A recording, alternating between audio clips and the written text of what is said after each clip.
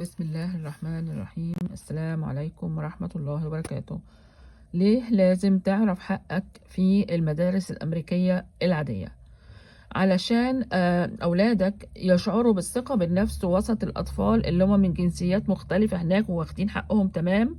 لازم يحسوا إنه أهلهم عارفين إزاي يتعاملوا مع الإدارة، مع الناظر، المدرسين، حتى العمال برضو محتاجينهم يعني.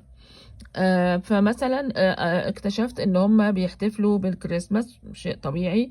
ثم بعد كده بيحتفلوا بأعياد اليهود. ثم بعد كده بيحتفلوا بأعياد المسيحيين الأفريقيين. ثم بعد كده بيحتفلوا بالأعياد الصينية. يعني ما بيخلوش حاجة إلا لما بيحتفلوا بيها.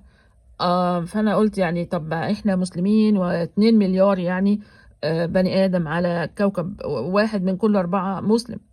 فطبعا هنا انا اضطريت بقى ان انا اروح واقول لهم انا يا جماعه عايزه كذا كذا، وولادي عايزين يحتفلوا زي ما انتوا بتحتفلوا بالحاجات التانية.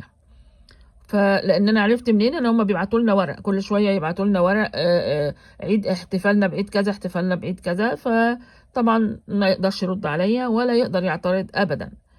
ليه؟ لان هرفع عليه قضيه الحقيقه. وبعدين بعد كده برضو يعني طلبت منهم انه فكرة، يعني انه كل عيل يجي ويعمل يجيب اكل من بلده.